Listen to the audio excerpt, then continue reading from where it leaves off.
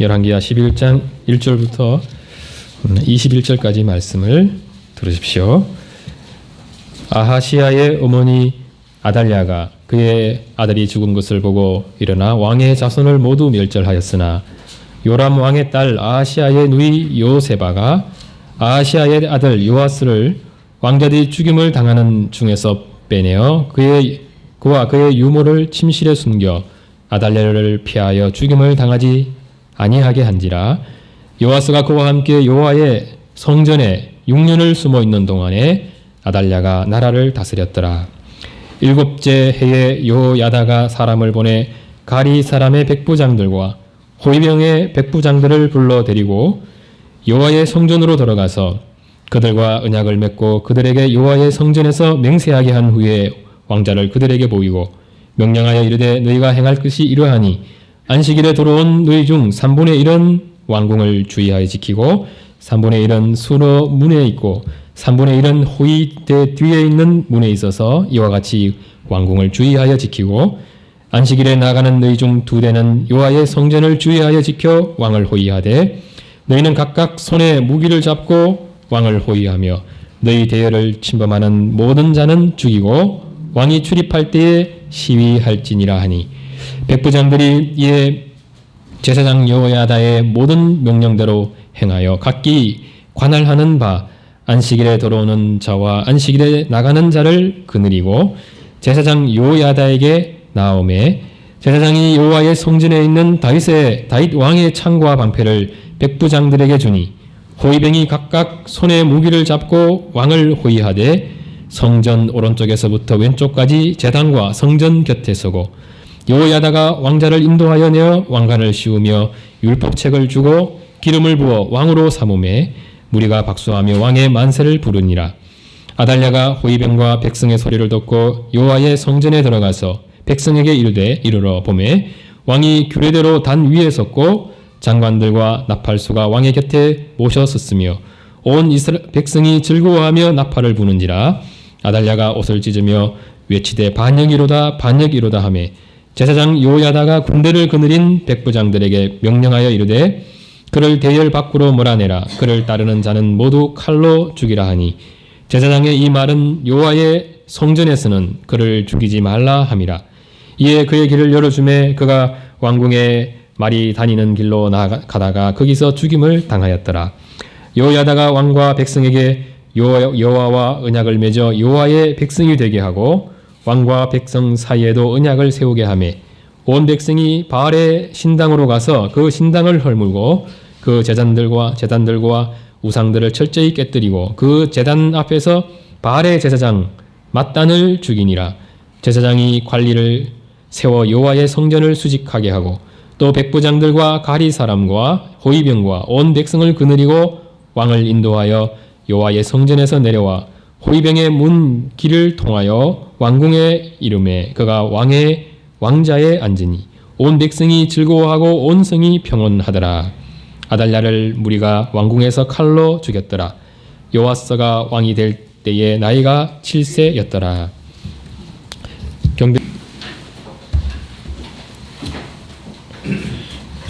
이 11장은 대제사장 여호야다에 의한 왕정 복고를 기록하고 있습니다. 당시 이스라엘은 아하시아의 어머니이자 태후였던 아달랴가 나라를 이미 6년 동안 다스리고 있었습니다. 아달랴의 나라라 해도 과언이 아니었기 때문에 여호야다의 왕정 복고를 위한 군사적 동원은 아달랴 입장에서는 반역이죠.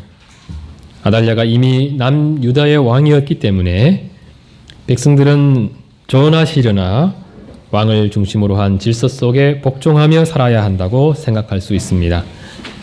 분명 아달랴가 하는 일은 하나님의 뜻에 반하지만 세우시는 분도 하나님이시고 폐하시는 분도 하나님이시니 하나님의 때를 기다리는 것이 옳다 하는 온건적인 사람들도 있었을 것이고 왕정 복고를 위해 할 수 있는 모든 일을 찾아서 해야 한다고 생각하는 급진적인 사람들도 있었을 것입니다. 온건적이든 급진적 사람들이든 그들 중에는 왕에게 문제가 있어도 반역은 안 된다고 생각하는 이들이 있었을 것이고, 반역은 아달랴가 한 것이고, 군대를 동원하여 그것을 바로잡는 것은 반역이 아니라 정통 왕정으로의 복고다, 이렇게 주장하는 사람들도 있었을 것입니다.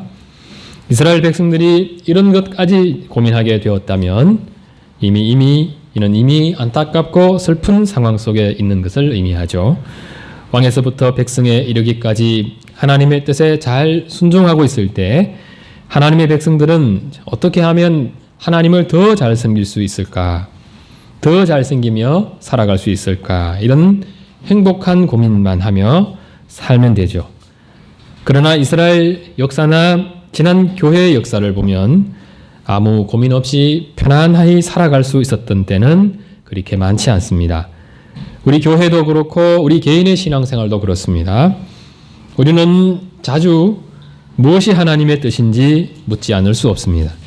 이것도 하나님의 뜻이고 저것도 하나님의 뜻일 때에는 무엇이 더 우선적으로 순종해야 할 하나님의 뜻인지 헤아리는 것이 우리에게 늘 숙제처럼 남아 있습니다.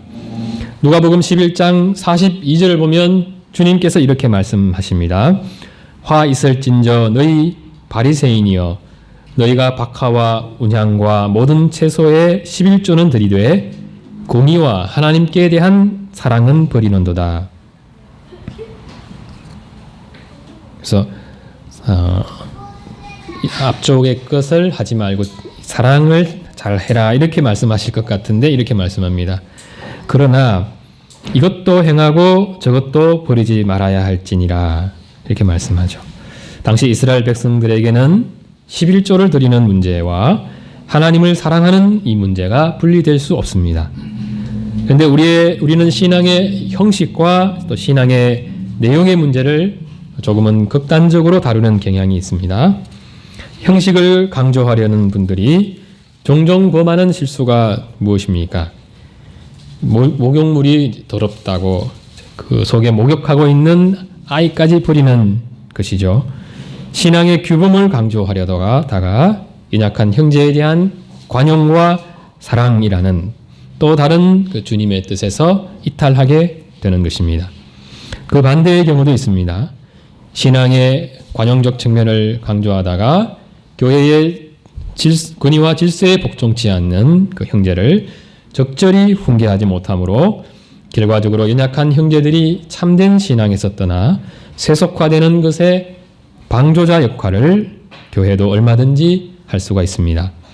이것도 주님의 뜻이고 저것도 주님의 뜻일 때 신자들은 결국 주님의 말씀처럼 이것도 순종하고 저것도 순종해야만 합니다. 신앙의 형식과 내용 중 어느 것이 더 중요하다고 말하는 것은 마치 500원짜리 동전이 500원의 가치를 지는 데 있어서 앞면이 중요한가 뒷면이 중요한가를 논하는 것과 다르지 않습니다. 참된 신앙의 내용 없는 형식은 그저 이교적 삶과 다를 바 없는 것이고 성경적 형식 없이 참된 신앙이 형성되고 온전히 보존되는 일 역시 존재하지 않습니다. 이들은 항상 함께 가는 것이죠. 그래서 신앙 갱신을 위한 우리의 노력이 어떠해야 하는가를 생각할 때 이 둘을 굳이 분리하여 생각할 필요가 없습니다. 참된 신앙의 회복을 위해 우리는 성경적 생활, 바른 신앙의 규범을 회복하기 위한 노력으로 나아갈 수 있습니다. 공적 예배나 모임에 잘 참여하고 또 교회의 질서에 복종하는 것을 통해서 우리의 신앙은 회복될 수 있습니다. 반대로 교회는 바른 예배의 형식에서조차 이탈해 갈 때가 있습니다.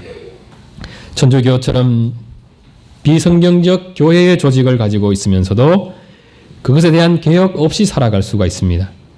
그런데 때때로 교회는 하나님의 말씀을 사모하고 하나님을 더 열심을 다해 사랑하려고 하는 거룩한 열망으로 인해서 그릇된 신앙의 형식이 교정될 때가 있죠. 종교개혁이 그 대표적인 예라 할 수 있습니다. 그래서 우리는 이 둘을 하나도 소홀히 여길 수 없고 한쪽으로 기울어져 가려고 하는 현상까지도 주의 깊게 지켜보면서 균형을 잃지 않으려는 노력을 감당해 가야 합니다. 서로가 서로를 잘 보완하는 역할을 하도록 이쪽에서도 최선을 다해 개혁해가고 저쪽에서도 최선을 다해 개혁해가면서 결과적으로는 하나님의 뜻에 부합한 신자의 모습, 또 교회의 모습으로 점점 더 진전해 가야 합니다. 그런데 신자들은 신앙생활을 하다 보면 남유다가 처한 상황처럼 한꺼번에 모든 것을 다 하기 어려운 그런 때와 마주할 수 있습니다. 지금 남유다는 내용도 엉망이고 형식도 엉망인 그런 지경에 이르렀죠. 그들은 하나님의 말씀과 하나님을 믿는 믿음에서 떠나 있었고 형식 역시 종교적 혼합주의로 물들고 있었습니다. 아무리 신자들의 신앙이 좋아도 단위에 선 설교자가 비성경적인 이야기를 계속해서 들려주면 예배에 참여하는 신앙의 형식을 지탱해가는 것도 쉽지 않습니다. 내용에서 멀어지면서 결국 기본적인 신앙생활에서조차 멀어지게 되고 신앙에서 떠나는 일이 나타날 수밖에 없습니다. 우리는 이스라엘 백성들 역시 그러했을 것으로 충분히 짐작해 볼 수 있습니다. 종교 지도자들을 중심으로 한 형식은 여전히 유지되고 있었을 것입니다. 그러나 그 형식 속의 내용이 사라져갈 때 하나님 앞에 신실한 많은 신자들은 고통 가운데 그 형식에서 떠나갈 수밖에 없었을 것입니다. 그렇게 해서 시간이 더 흐른 어느 시점에는 아예 신앙에서 떠나 바알을 섬기는 무리들이 하나님의 나라, 하나님의 교회라고 하는 이스라엘 속에 나타나게 되었습니다. 한 교회 안에 종교가 혼합되어 있는 모습이 나타나게 된 것이죠. 이러한 이스라엘은 형식에 있어서도 회복이 일어나야만 했고 내용에 있어서는 더더욱 그 회복이 절실히 요청되고 있었습니다. 한 번쯤 이처럼 어둡고 절망적인 상황에 우리 자신이 놓여져 있었다면 나는 어떻게 했을까 한번 생각해 보면 좋을 것입니다. 이것저것 다 회복해야 하는데 둘 다 절망적인 상황에서 참된 신자들이 그 상황을 어떻게 바라보면 좋겠습니까?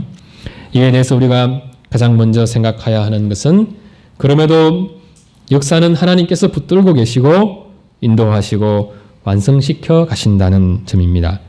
이것은 너무나 당연한 것이기 때문에 정상적인 교회에서는 이것을 굳이 강조할 필요가 없습니다.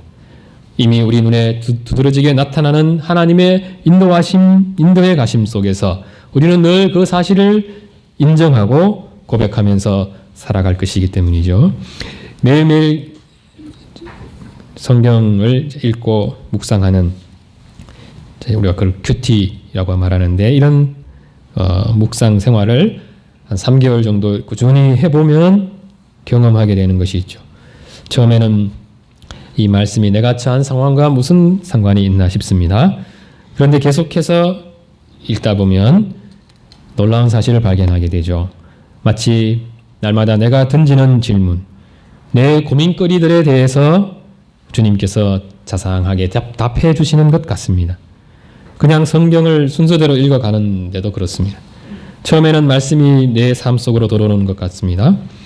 그러나 우리는 점점 내 삶이 말씀 속으로 들어가고 그 속에 머물며 살아가는 것을 경험하게 됩니다. 그것을 경험하는 사람이 자신의 삶을 말씀으로 인도해 가시는 하나님을 의심하는 것 쉽지 않겠죠. 기도도 그렇습니다. 기도하지 않던 사람이 이제 마음을 정해서 한 3개월 정도 매일매일 기도해 보면 또 경험하게 되는 것이 있죠. 처음에는 하나님께서 나에게 찾아오시기를 바라죠. 내 마음을 알아주셨으면 좋겠고 또 내 목소리에 귀를 기울여 주셨으면 하고 바라게 됩니다. 그런데 기도가 지속되면 상황이 바뀌게 됩니다. 우리는 점점 하나님께로 가게 되죠. 나에게 말씀하시는 하나님을 만나게 되고 기도하는 내 목소리보다 하나님의 뜻이 우리 심령에 더 힘있게 울려 퍼지는 것을 경험하게 됩니다. 우리는 주님의 마음을 헤아리게 되고 내 소원을 두고 기도하던 우리의 기도는 주님의 소원이 이루어지기 위한 기도로 나아가게 됩니다. 기도하며 그렇게 주님의 인도하심을 경험한 신자들이 자신의 삶을 인도해 가시는 주님을 의심하는 것도 불가능합니다. 우리가 예배를 드리면서도 그것을 경험하게 됩니다.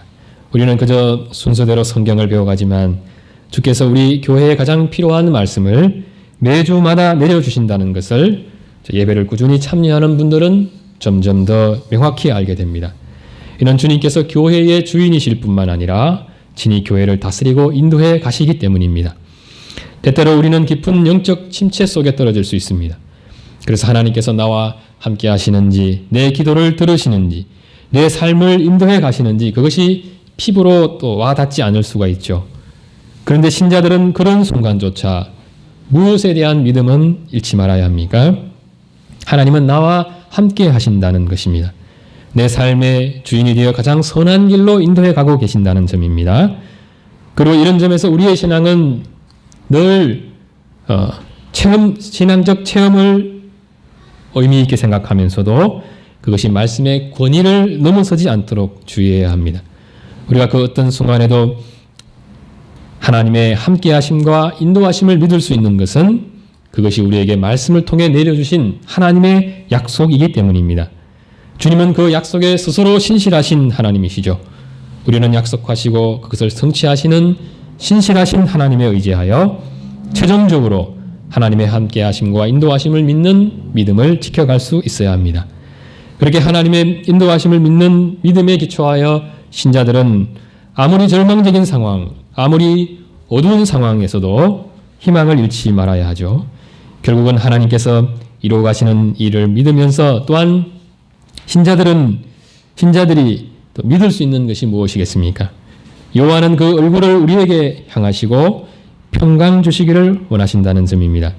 주님께서 주님의 백성들에게 가장 보고 싶어 하시는 백성들에게서 가장 보고 싶어 하시는 모습이 뭐겠습니까? 하나님의 복 주시는 하나님으로 인해 기뻐하는 모습입니다. 하나님 안에서 즐겁고 행복하게 살아가는 모습이죠. 이것은 자녀를 향한 변하지 않는 아버지의 마음입니다. 신자들은 그 어떤 상황 가운데서도 약속을 통해 우리에게 보여주신 주님의 뜻을 믿어야 하고 이제 그 믿음에 의지하여 하나님의 뜻에 부합한 삶으로 나가기 위해서 이제 나는 그러면 무엇을 해야 하는가? 그것을 위해 주님께서 나에게 원하시는 것은 무엇인지를 적극적으로 찾고 또 그 뜻에 순종하는 데까지 가야 합니다. 이것이 우리가 이제 두 번째로 생각해야 될 점이죠. 이스라엘은 왕정 제도로 유지되고 있는 나라입니다. 왕정 제도를 만드신 분도 하나님이셨고 이스라엘의 주권자로 다윗을 세우면서 주님은 다윗과 언약을 맺으셨죠. 그 내용이 무엇이었습니까? 다윗의 위를 영원토록 보존하겠다는 것입니다. 사무엘하 7장 16절입니다. 내 집과 내 나라가 내 앞에서 영원히 보존되고 내 왕위가 영원히 경고하리라 하셨다 하라. 이 약속은 다윗 왕과에 주어진 약속이면서 동시에 이스라엘 백성들에게 주신 약속이죠. 주님은 심지어 이러한 약속까지 하셨습니다. 나는 그에게서, 이 솔로몬입니다. 그에게서 아버지가 되고 그는 내게 아들이 되리니 그가 만일 죄를 범하면 내가 사람의 매와 인생의 채찍으로 징계하려니와 내가 내 앞에서 물러나게 한 사울에게서 내 은총을 빼앗은 것처럼 그에게서는 빼앗지 아니하리라. 그런데 지금 이스라엘에 어떤 일이 발생하게 된 것입니까? 마치 하나님의 은총을 거두어가신 것 같은 그 일이 발생하게 된 것이죠. 다윗의 후손이 있는 것이 아니라 아달랴가 무려 6년 동안이나 있고 있었습니다. 이스라엘 백성들은 왕의 명령에 순종해야 하는 그것이 하나님의 뜻이라는 것 알고 있죠. 그러나 이 명령이 온전히 충족되기 위해서 전제되어야 할 것이 있었습니다. 그 왕은 기본적으로 다윗의 혈통을 이어받은 왕이어야 한다는 점이죠. 그 왕이 하나님의 뜻에 어떻게 순종하느냐는 차후의 문제입니다. 일단은 아달랴는 안 된다는 것입니다. 교회도 그렇습니다. 주님은 교회에 장로와 집사가 있도록 하셨습니다. 그리고 이들은 반드시 교회 성도들의 지지와 위임 속에 장로와 집사가 되어야 합니다. 특히 장로는 좀 더 확대된 교회인 노회를 통한 승인과 임직이 이루어져야 합니다. 목사가 자기 임의로 직분자들을 세운다든지 본인이 자기 임의대로 교단의 헌법에 명시된 장로나 집사의 권리를 주장할 수는 없습니다. 목사도 그렇습니다. 지 교회의 추천과 노예의 지도 없이 자신이 하고 싶다고 목사를 해서도 안 되고, 또 교회를 세우고 싶다고 자기 마음대로 세워서도 안 됩니다. 물론 비상적인 경우가 있을 수 있죠. 한동안 목사 없이 교회가 예배를 드리고 또 누군가가 설교해야 하는 그런 비상적인 상황이 발생할 수 있습니다. 그러나 이 경우에도 기본적으로 노예의 지도 아래에 있어야 하고, 비상적인 상황이 빠르게 종결되고 장로와 집사를 중심으로 한 교회의 질서, 그래서 갖추어가기 위한 노력을 계속해서 감당해 가야 되죠. 그러나 아달랴라는 지금의 왕은 다윗과 맺으신 하나님의 뜻에 순종할 마음이 없는 사람이었습니다. 그가 원하는 것은 아예 다윗의 씨를 없앨 뿐만 아니라 그것을 시작으로 다윗을 기준으로 형성된 정통적 신앙을 말살하려고 했습니다. 어느 하나 이스라엘 왕으로서 하나님의 뜻에 일치하는 것이 없는 사람으로 왕의 자리에 절대로 있어서는 안 되는 사람이었습니다. 이러한 상황을 바라보면서 이스라엘은 그래도 왕이 없는 것보다는 낫다고 생각할 수 있겠죠. 심지어는 종교적 갈등 속에 살아가는 것보다는 차라리 왕이 요구하는 바알 신앙을 중심으로 갈등 없이 하나 되는 것이 자선일 수도 있겠다, 이렇게 생각할 수 있습니다. 실제로 가정이 불화하는 것이 싫어서 이제 겨우 갖게 된 신앙을 포기하는 분들이 있습니다. 우리는 이처럼 때로는 내가 처한 상황 때문에 또는 오랜 종교적 전통이 우리에게 주는 그 요구 때문에 더 중요한 하나님의 뜻에 불순종할 수가 있습니다. 그래서 지난날 우리의 믿음의 선배들이 아주 강조해 준 것이 있습니다. 그리스도인의 양심의 자유에 관한 교훈이었습니다. 이것은 양심에 따라 자유롭게 신앙생활하면 된다는 그런 뜻이 아닙니다. 우리의 양심의 주인은 하나님이시다는 점이고, 그 양심 하나님이 주인이신 그 양심도 최종적으로 하나님의 뜻에 따라 사용해야 한다는 것입니다. 내 마음대로 사용할 수 없고, 심지어 교회의 오랜 전통이라 할지라도 비성경적인 것을 교회의 권위로 강제할 수 없다는 것입니다. 이에 대해서 성도들은 양심의 자유에 따라 아니다 할 수 있고 명령을 거부할 수 있는 권리를 갖고 있습니다. 예를 들어서 모든 교회들이 신사참배하자 가결하고 그것을 교회가 요구한다고 하더라도 그것이 성경에 명백히 입에될 때는 양심의 자유에 따라서 교회의 요구조차 거부할 수 있다는 것입니다. 지금 이스라엘은 이러한 상황 속에 처해 있는 것입니다. 아달랴가 왕이고 왕의 명령은 무조건 따라야 한다고 강요할 수 없습니다. 이스라엘은 아주 분명히 하나님께서 이스라엘의 왕이시고 다스리시는 분이심을 성경이 명시하고 있기 때문입니다. 이스라엘 백성들조차 양심의 자유에 따라 아달랴의 종교 정책에 반대할 수 있습니다. 무엇보다 다윗과 맺으신 하나님의 언약을 함께 상속해 가야 하는 이들로서는 아달랴의 왕권 자체를 인정할 수 없고 인정하는 일이 있어서도 안 됩니다. 아달랴야말로 다윗의 씨를 멸절시킨 반역자고 다윗과 맺으신 하나님의 언약을 파기하려는 대적자임을 분명히 해야 합니다. 그러므로 적어도 깨어있는 이스라엘 백성들이 해야 할 일이 무엇이겠습니까? 먼저는 그의 종교 정책에 반대하는 것이고 나아가서는 아달랴를 축출하는 것입니다.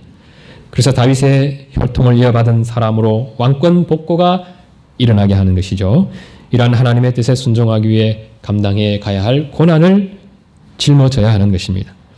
일을 할 때 이미 말씀드렸듯이 주님을 믿는 신자들은 가장 먼저 하나님을 믿는 믿음을 지녀야 합니다.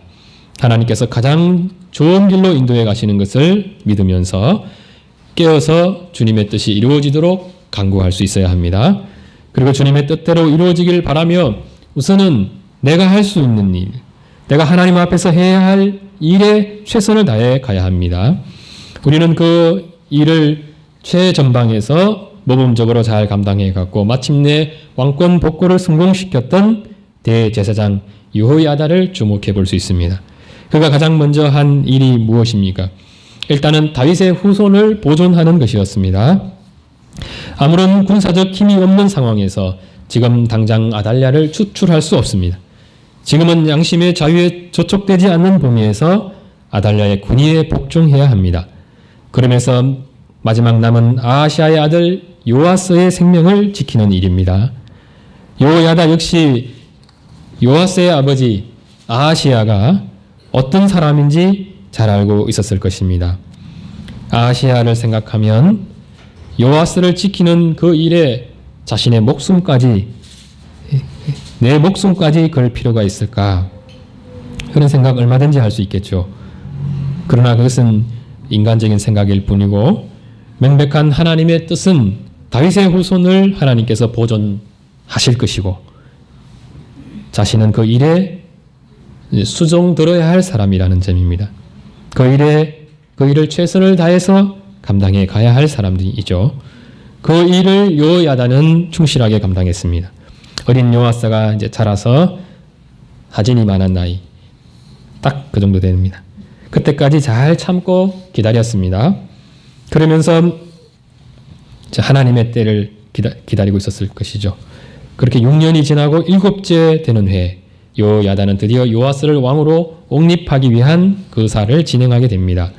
역대하 23장은 이 사건을 좀 더 자세히 기록하고 있는데 역대하 23장 1절은 이렇게 말씀합니다. 제7년에 요야다가 용기를 냈다. 이렇게 기록합니다. 이것은 자신의 목숨, 왕자의 목숨, 또 많은 사람들의 목숨이 걸린 문제일 뿐만 아니라 그야말로 남유다의 명운이 걸린 문제죠. 사실 인간적인 용기만으로 이런 일을 할 수가 없습니다. 이 일은 하나님의 뜻에 순종해야 하는 일이기 때문이죠. 역사적으로 권력에 대한 야욕을 가진 이들이 끊임없는 구태타를 일으켰죠. 인간의 탐욕은 모반의 길이 죽는 길임을 알면서도 뛰어들게 만드는 힘이 있습니다. 탐욕은 사람을 더 지혜롭게 하거나 유능하게 해서가 아니라 어리석게 만들기 때문이죠. 권력의 눈이 멀어 자신이 지금 어디로 뛰어들고 있는지 망각하게 하기 때문입니다. 그러나 하나님의 백성들이 하나님의 일을 하면서 용기를 내야 할 때 그들에게 필요한 것은 하나님을 향한 충성심입니다. 인간적으로 성실하고 유능한 사람도 그가 하나님을 믿는 믿음이 없고 충성심이 없다면 아무런 힘을 쓸 수도 없고 주님을 위한 용기는 낼 수가 없습니다. 신자의 용기는 오로지 주님을 향한 뜨거운 사랑에서만 발현될 수 있습니다. 그들만이 나의 모든 것을 주께 드립니다. 이렇게 고백할 수 있고 용기를 내어 주님의 뜻으로 갈 수가 있습니다. 그러므로 요야다의 거사에서 우리가 가장 주목해서 보아야 하는 것은 그가 주님을 위해 언제든지 용기를 낼 수 있도록 자신의 신앙을 잘 지켜갔다는 점입니다. 하나님의 때를 기다린다는 것이 그저 시간만 보내면 되는 것이 아니죠. 주님께서 나를 언제 어디에서 어떻게 사용하시든지 사용할 만한 사람으로 잘 준비시켜 가는 것이 중요합니다. 이 일을 위해서는 하나님의 뜻을 마음에 늘 새기는 것이 중요한 것이고 또 주님과 인격적으로 동행하는 삶을 지속적으로 감당해 가야 합니다. 4절을 보면 요야다는 가리 사람 곧 가나안 서쪽 지방의 정착민들인데 그들을 거사에 참여할 군사들로 기용하게 됩니다. 이들은 지난날 아도니아의 반란 때에 솔로몬을 보호했던 사람이고 그 이전 다윗의 신복들이기도 했습니다. 요야다는 이들이 아달랴 치세의 상황이 얼마나 불의한지를 가장 잘 이해할 수 있는 사람들로 또 다윗 왕가를 위해 충성할 수 있는 사람들로 보았던 것 같습니다. 그에 의해 5명의 백부장과 그 휘하의 군사들이 동원되었고 역대하 23장에서는 그들이 유다를 두루 다니며 모든 고을에 흩어져 살던 레위 사람들과 이스라엘 족장들을 모았다 했습니다. 안식일에 예루살렘에 다 모이게 했습니다. 그렇게 해서 아달랴의 세력을 몰아내는 데 필요한 군대 그리고 왕의 등극을 공식적으로 추인해 줄 백성의 대표들이 다 한자리에 모이게 되었습니다. 그러니까 거사가 구체적으로 어떻게 진행되었는지 아는 것은 그렇게 중요하지 않은 것 같습니다. 중요한 것은 요야다의 지도의 백부장들과 레위 사람들과 모든 족장들이 순종했다는 것입니다. 이들은 이 일이 하나님의 뜻에 순종하는 것임을 잘 알고 있었고 거사가 성공하여 아달랴가 축출되고 요아스가 왕이 되었을 때 모든 백성들이 기뻐하고 온 성에 평온이 임하게 되었습니다. 그야말로 모든 일이 아주 순조롭게 진행되었죠. 그 결과 또한 모든 백성이 만족했고 온 성에 평온이 임했다는 것이 중요합니다. 이는 주님께서 요야다와 요아스와 이스라엘 백성들에게 은혜를 베풀고 계셨음을 잘 보여주고 있기 때문입니다. 교회나 개인이나 영적 갱신을 이루기 위한 과정은 용기가 필요하고 그것을 감당하기 위한 많은 수고를 감당해야 합니다. 그러나 그것을 잘 감당해 갈 때 마치 해산한 어머니가 아이를 보며 누리는 큰 기쁨으로 고통을 잊는 것처럼 주님께서 주시는 기쁨과 평강은 그간의 모든 수고와 인내와 고통을 잊게 하기에 충분할 만큼 주어지게 됩니다. 요야다의 개혁은 아달랴를 축출하는 것으로 그치지 않았습니다. 17절을 보면 그는 왕과 백성에게 여호와와 언약을 맺어 여호와의 백성이 되게 하고 왕과 백성 사이에도 언약을 세우게 했습니다. 이스라엘의 신앙을 바르게 세우는 영적 갱신이 이루어진 것이죠. 그리고는 바알 신당을 헐어버렸고 바알 제사장 mat단을 죽였습니다. 12장 2절을 보면 남유다 왕이 된 요아스는 제사장 여호야다가 그를 교훈하는 모든 날 동안 여호와 보시기에 정직히 행했다고 그렇게 기록하고 있습니다. 아달랴 한 사람으로 남유다의 신앙이 엉망이 되기도 했지만 하나님 앞에 신실했던 한 사람으로 인해서 얼마나 큰 영적 갱신이 일어날 수 있는지도 잘 보여주는 대목입니다. 만일 요아스가 아하시아나 아달랴의 품에서 자랐다면 그 역시 바알 신봉자가 됐을 가능성이 높을 것입니다. 그러나 참으로 기이하게도 주님은 요아스를 그들의 품에서 건져내셨고 그가 신실한 제사장 여호야다의 교훈 아래 자라게 했습니다. 그리고 바알 신당에 익숙한 사람이 아니라 여호와의 성전에 익숙한 사람으로 자라게 했습니다. 일단은 우리의 자녀들 역시 신자인 부모 아래 그리고 교회 공동체 속에 자라가게 되는 것 얼마나 감사한 일인지 모릅니다.